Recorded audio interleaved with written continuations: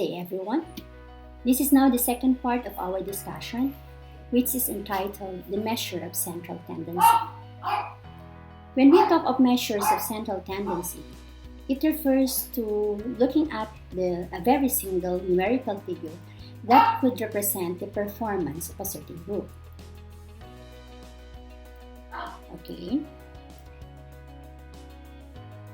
What do we expect to learn from this discussion? First, to demonstrate understanding of the key concepts of the different measures of central tendencies. Second one, we have to learn how to compute and apply accurately the descriptive measures in statistics to data analysis and interpretation in solving problems related to education. And next one, emphasize the importance of the concept or measure of central tendency. Take note in this discussion, measures of central tendency could help us to analyze and describe the performance of a group based on a single numerical figure.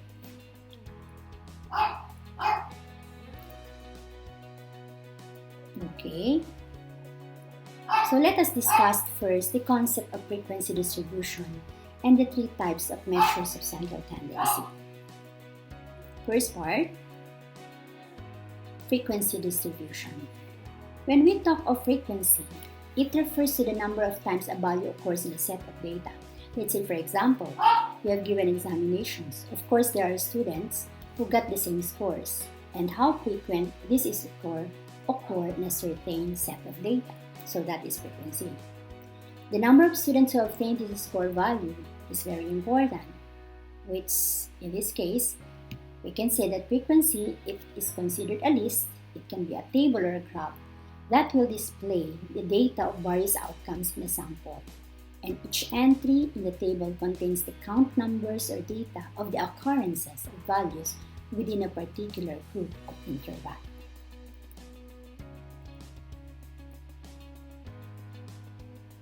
Okay, one of the measures tendencies which is considered the best among the measures of central tendency is the mean. Actually, the mean is considered a common average. Why? Or familiar average, because this is being usually or commonly used by different level in our educational system, even in elementary, in high school, or even in college. When we say mean, it's the average number, which can be found merely by adding all data points and dividing it by the number of data points. The mean is just equal to the sum of all the values in the data set divided by the number of values in the data set. So it is just very easy to solve. The second one is the median. Median is also called as the counting average. Why? Because you just want to find out what is the middlemost score. We just simply do arrange it in chronological manner, arranging it from highest to lowest or lowest to highest, and find the middlemost score. So you just need to do it by merely counting. So the middlemost number found by ordering all data points and picking out the one in the middle. It is the number that have to be listed in numerical order, which is generally smallest to the largest. It is the middle score for a set of data that has been arranged in order of magnitude. Okay, and lastly is the mode. This is the poorest one among the measures of central tendency. Why? Because it is just only a crude average, or what we call inspectional average, where you just have an ocular observation which particular scores are frequently being observed. So here, the mode is just the number that is being repeated more often in the set of data. Or it may be the value element which occurs most frequently in a set of data. It is also the value element with the greatest number of frequency. It can be in the form of quantitative or qualitative. Okay. Now let us proceed first with the frequency distribution procedures.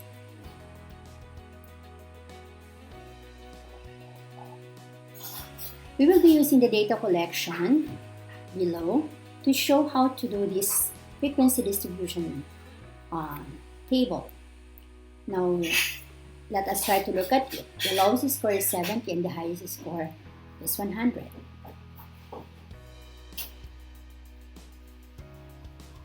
Let us have the first step. First, if the number of classes is not given, so we have to decide on the number of classes to use, but it should be between 5 to 20. But as I mentioned, there's a certain formula on how to compute the desired number of classes, which is represented by letter K, which is equivalent to K is equal to 1 plus 2.211 log of n. So with that, we can substitute it and find the exact number of classes to use. But if in case it is not given, the approximate number of classes should be between 5 and 20.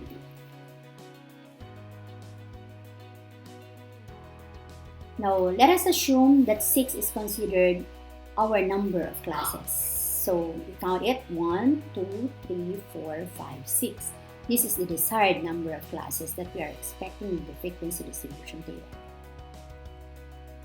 Okay, let us try to find out now the class width. In getting the class width, we just simply divide the range by the number of classes. And to make it more convenient, we will have to round it off into the nearest whole number. So let us substitute, finding the class width.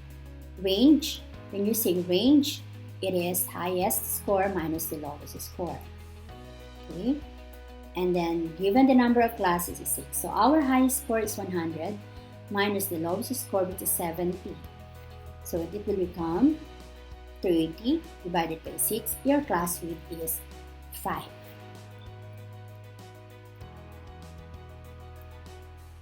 Now you just simply add 5 to your lower limits.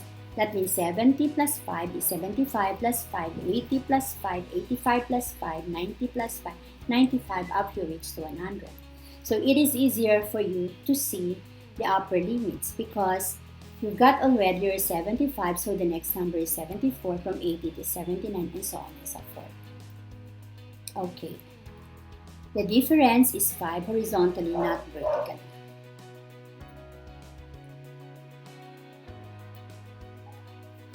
Let us try to find now the class limits. We can use the minimum data entry as the lower limit of the first class. To get the lower limit of the next class, you just add the class width. Continue until you reach the last class, then find the upper limits of each class, which I said and explained to you earlier. Since the classes cannot overlap and occasionally your data will include decimal numbers, but still it is fine to have upper limits to be decimal. But it is easier for us to compute if the data are all whole numbers.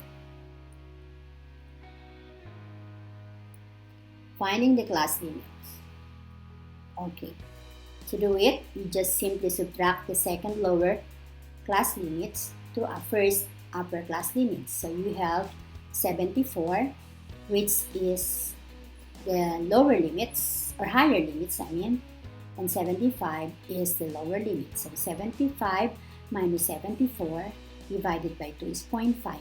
That is the difference between the upper limits of the second class and the lower limits of the first class. So in this case, that 0.5 is constant. This 0.5 or 5/10 will be the one to use will be used in order to find out the class boundary. And how to do it? Here, between those two numbers, we're able to get it. Okay. After subtracting and dividing to find the lower class, the 0.5 to a lower class and add to find the upper class, meaning that 0.5 will be deducted to the lower class, and it can also be added to the upper class to find the class boundary. Okay, these numbers are considered the lower class. The second one, that is like for example, the 85, we subtract 0.5. Diyan tayo babawas. But for the blue one, we call them as the upper class, wherein we have to add 0.5. So I repeat, that 0.5 is constant. To find the class boundary, we have to subtract 0.5 to the lower limits, and we have to add 0.5 to the upper limits. Okay, let us see. This is it. So 70 subtracted with 0.5 will become 69.5. And 74 added to 0.5 will become 74.5. So all the numbers belonging to the lower limits, you just simply subtract 0.5. And for the upper limits, you just add 0.5. And if you will notice, there is no gap between two values. Like, for example, between 74 and 75, the class boundary is still the same, 74.5. Same thing with 84 and 85, it is 84.5. So using the class boundary, it will show you that there is no gap between two absolute values, whether they differ, two succeeding absolute values. So when I say succeeding, yung magkasunod po. So if we have 89 and 90, we have the class boundary as 94.5 and 94.5, which is just exactly the same. Okay. How to compute for class mark? Another name for class mark is the class midpoint. This is just very easy. Count the number of data entries for each class, record the number in the row of the table for the class, and then this is being recommended to tally marks to count. Okay, class mark computation. Simply add the lower class plus upper class divided by 2. So if we have 70 plus 74 divided by 2, you will have 72. So just very easy to see. We have to use the upper and lower class.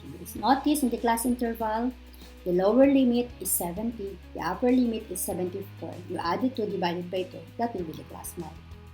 100 plus 104 divided by 2, you will have it. Okay? So I think this one is not correct. That should be 102, not 100. This one. Okay? Because 100 plus, let's see, 70. Okay, it should be 102. Okay, correction for that number. So this is it. We have to count the number of data entries for each class and record the class in the row of the table for that particular class. So what do I mean by that? So in the first class, which belong to 70-74, there are 8 scores that are included in that particular range. So respectively, each class, it has their respective number of scores that are included in each given class. So we have for 75 to 79, we got 8. And you will notice that only 85, between 85 and 89, we have 11 students got the scores that fall between 85 and 29. So that particular class is considered where you can find the most because it has the greatest number of scores that occur in a certain class. That is considered the modal class. Okay. Now having this class interval, the class boundary, and the class mark, and given the frequency. These are very important if you will be computing the measures of central tendency, which are considered group data. When I say group data, that means your set of data will be 30 above. But if you have less than 30, you can also use the ungrouped data here. No need for a complicated formula and no need for further computation. Simply computing the measures of central tendency. Okay, so let's focus to the formula. For mean is just simply equal to the sum of the terms over the number of terms. For the median, for odd number, mean is equal to the terms plus 1 divided by 2. For even number, it is n over 2 plus n over 2 plus 1 over 2. You will see here later on, you will see how this formula will be used through computation. And always represent the number of terms. And the mode, there is no such formula because you will just count how many times a certain score occurred in a set of data, and which has the greatest number of frequency, that means it is considered the mode. So let us apply and compute. Okay. Given the data 12, 19, 15, 22, and 17, let us compute there. And let us arrange first in ascending order, meaning from the lowest to the highest score. Computing the mean, very simple. We just add all the data, all the terms, divided by the number of terms. So we have 12, 19, plus 15, plus 22, plus 17. So there are 5 divided by 5. So your answer is 85 divided by 5. It is simply 17. So with a given set of data, 12, 15, 17, 19, 22, 17 is our mean. Okay, what about the median? Okay, in case it is an odd number, we just substitute, that is, number of terms, we've got 5 plus 1, that means 6, divided by 2 is 3. This is not the answer. We still need to look for the third digit. The third digit. So ascending order, look at the third digit. 12, 15, 17, 19, 22. So the third digit is still 17. Now what about if it is an even number?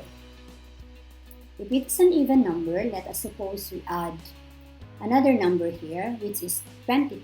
Dagdag pa tayo ng 22 dito. So it will be 12, 15, 17, 19, 22, 22. We've got 22 here to make it even. So instead of 5, the number of terms now is 6. So substitute it with the formula 6 divided by 2 plus 6 divided by 2 plus 1 over 2. Okay. So substitution, so the answer is 3 plus 4 divided by 2. So you have to look at the third digit and fourth digit in the given number, and afterwards, after adding it, you have to divide by 2. So what is the third digit here? We have 17, the fourth digit is 19, so you just simply add 17 plus 19 divided by 2, the answer is 18. This is how you compute the median if in case it is an even number. Okay, hope you got it. Then let us have the last one, which is the mode.